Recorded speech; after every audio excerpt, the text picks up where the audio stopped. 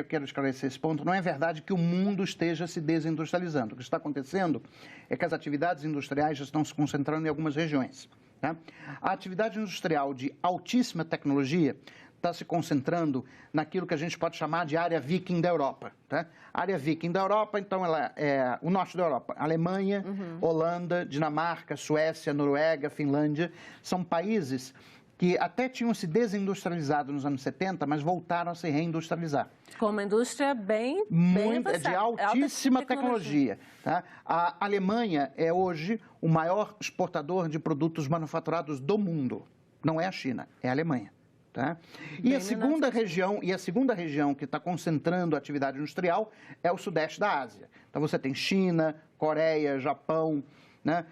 Indonésia, Malásia em menor grau, mas são essas regiões que estão concentrando a atividade industrial. A indústria está saindo da América Latina, ou seja, ela está perdendo espaço na América Latina. Bom, a pergunta é, por que ela está perdendo espaço? Isso, né? Por quê? Bom, existe uma razão estrutural.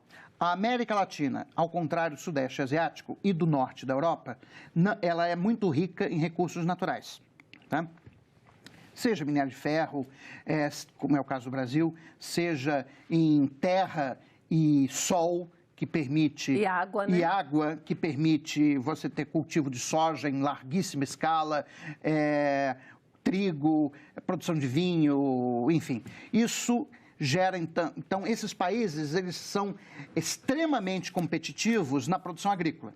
Como eles são extremamente competitivos na produção agrícola, os mercados financeiros internacionais criaram uma convenção de que a cotação da moeda desses países, o valor da moeda desses países, está muito atrelado com o preço das commodities no mercado internacional.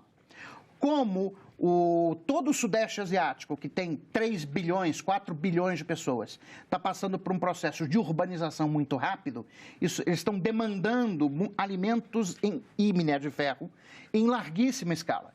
Isso produziu um boom no preço das commodities internacionais, né, principalmente minério de ferro, trigo, soja, etc., que apreciou as taxas de câmbio dos países da América Latina, prejudicando a indústria. Quer dizer, como esses países têm vantagens naturais... Ou seja, só para me explicar um pouquinho se apreciar e desapreciar a taxa de câmbio. Quer dizer, apreciar a taxa de câmbio significa dólar valendo muito mais do que real. Não. É o contrário. Não, é o contrário. É o contrário. Quando você aprecia o câmbio, significa que o preço da moeda internacional na moeda doméstica cai. Mas a gente está com um câmbio altíssimo hoje. Mas isso é de agora. Isso é um fenômeno dos últimos 2, 3 anos. Eu estou falando do que aconteceu dos anos 2000 até 2012, 2013, tá? Que é o que explica a situação da indústria hoje. Tá? Então, esse momento que a gente está vivendo agora é um momento de instabilidade internacional produzida pelo Trump e por uma série de outras coisas, que realmente está produzindo esse movimento nas taxas de câmbio, mas esse movimento está descolado dos fundamentos. Quer dizer, quando a gente olha para os fundamentos das economias da América Latina, são economias muito ricas em recursos naturais e que, portanto, elas têm subjacente a elas uma tendência de apreciação da taxa de câmbio que acaba prejudicando a indústria. É isso que a gente chama de doença holandesa. Tá? Doença holandesa vem do fato de que isso aconteceu a primeira vez na Holanda, quando a Holanda descobriu no Mar do Norte petróleo. Tá? Isso apreciou o florim e isso gerou problemas de competitividade das exportações da Holanda. Tá? Por isso chama-se doença holandesa. Quer dizer, os países da América Latina, o Brasil em particular, ele sofre desse mal de doença holandesa. É lógico que dá para você tentar combater esse mal de diversas formas, mas que não foram feitas e pelo visto, não vão ser.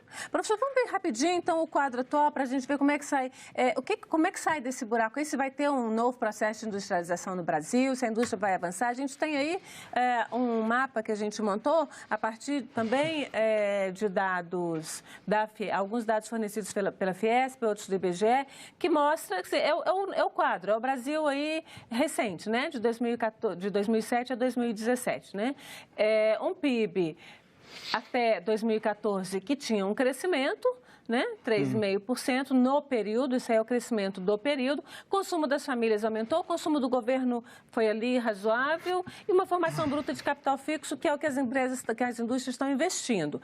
De 2015, ou seja, nos 2 últimos anos, uma queda em tudo, mas uma queda brutal da formação bruta de capital fixo, ou seja, as indústrias pararam de investir. Por quê?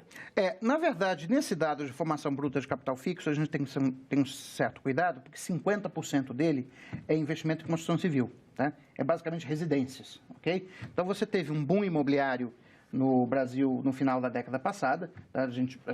Todo mundo lembra, o preço dos imóveis disparou, aí estava se construindo edifícios à torta direita.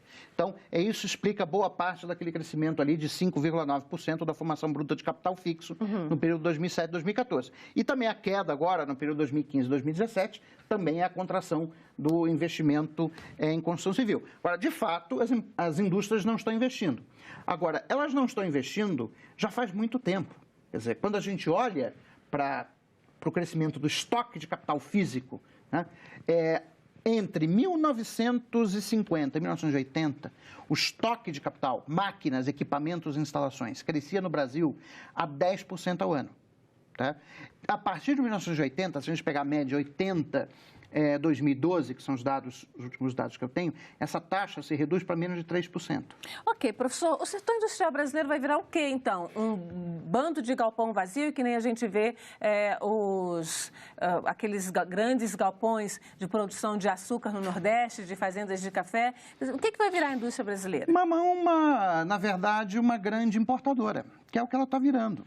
Na verdade, boa parte dos bens de consumo que nós compramos, na verdade, são produzidos no exterior e embalados no Brasil.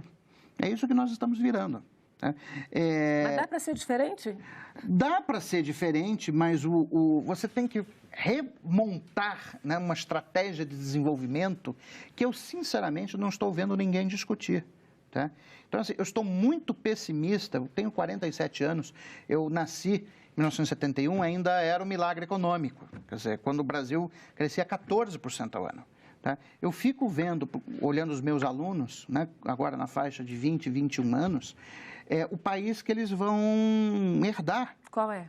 Um país muito ruim, um país que está se tornando cada vez mais pobre. Nós não estamos percebendo isso, porque tal como ocorre com um sapo, né, quando você coloca um sapo numa água fervente, ele pula imediatamente. Mas se você coloca o sapo numa água em temperatura ambiente, liga o fogo, ele vai acostumando com a água até morrer. Cozido. Até morrer cozido, exatamente isso. É esse o futuro dos nossos jovens?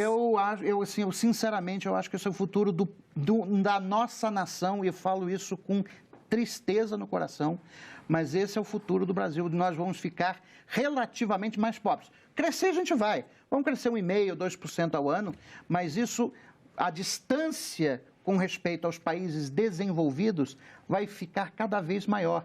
E países que antes eram mais pobres do que nós, a China, acabou de nos ultrapassar em termos de renda per capita. A China, que há 30 anos atrás, tinha 10% da renda per capita brasileira. Professor, em uma frase, como resolver este problema? Se digamos que a gente desse, de repente, uma clareada geral na população brasileira e todo mundo um dia acordasse e dissesse assim, vamos tirar o país do buraco. Como? É necessária uma coalizão política pró-industrialização. Enquanto não houver uma coalizão política pró-industrialização que envolva trabalhadores, empresários do setor industrial e governo, nós não vamos mudar o modelo de desenvolvimento do Brasil, e se não mudarmos o modelo de desenvolvimento do Brasil, o nosso futuro é triste.